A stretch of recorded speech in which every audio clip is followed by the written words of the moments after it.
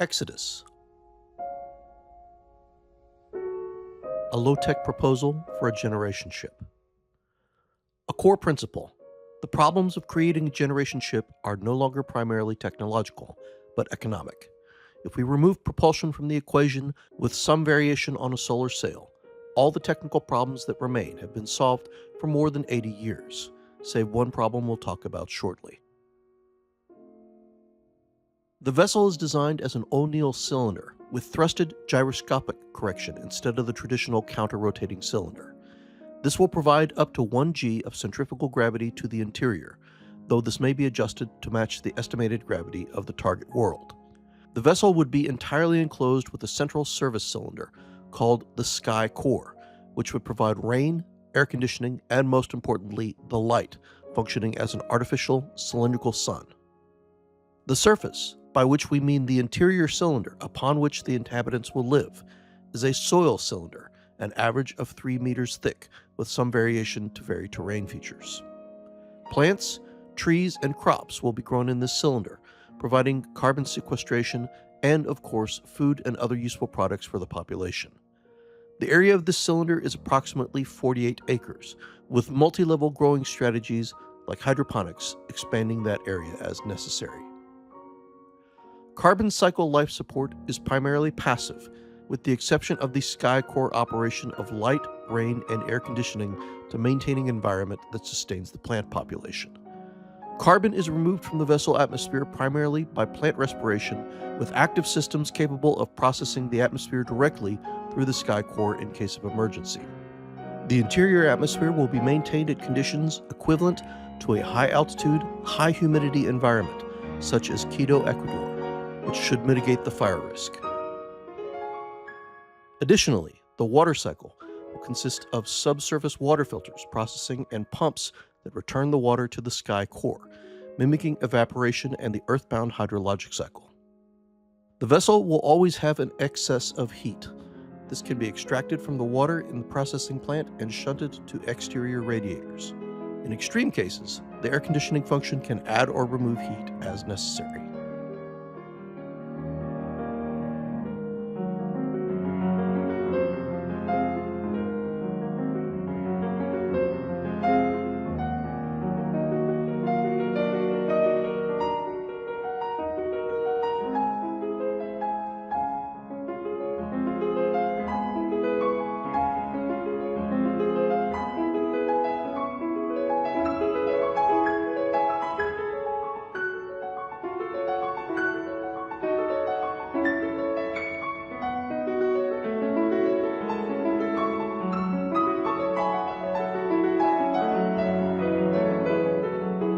As mentioned previously, the newest problem, nuclear power, was brought to TRL-6 80 years ago, with space reactors long having reached the actual flight hardware level of TRL-9. In addition to space reactors, there's an enormous body of human experience working with naval reactors, which are probably a better analog for the vessel power.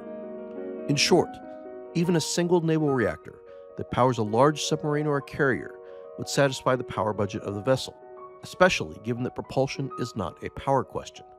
In our design, power production would be split into 10 separate reactors for redundancy and compartmentalization, and we can expect that in the time prior to vessel construction, reactor technology will further improve. Food for the mission is grown as crops as the mission progresses. The interior surface will be utilized as cropland, and hydroponics will be used where practical, drawing power and water from the pedestals. Below the surface, 2 slightly higher G levels would provide engineering and immense storage for the mission. The first level below the surface would provide the life support machinery, as well as power and technological resources for the vessel. The second level would consist primarily of storage, containing the tools necessary for the 250-year journey, as well as supplies for the colonization mission. The one necessary technology that is still in development is a bioprinter, a device that can physically create an egg, embryo, or other seed form of an organism. Without this device, all creatures that will ever live on the target planet will need to be transported in cryogenic storage, which is a dicey proposition over 250 years.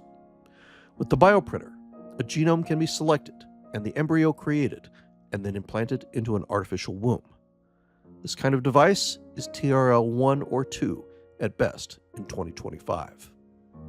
The cultural design of the vessel intends a bucolic agricultural society with an engineering and scientific elite that maintains the vessel and carries the technical knowledge necessary for colonization forward to the terminal generation for the mission. Given the perfect by design weather of the vessel, houses would be constructed out of light wood and paper, similar to architecture in the Edo period of Japan.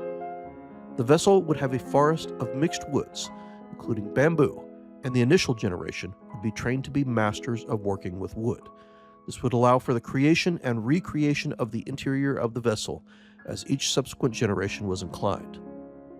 This will also create a fully human culture connected with land, wood, and to each other, and not an enervated human race preserved in a sterile technological shell for hundreds of years.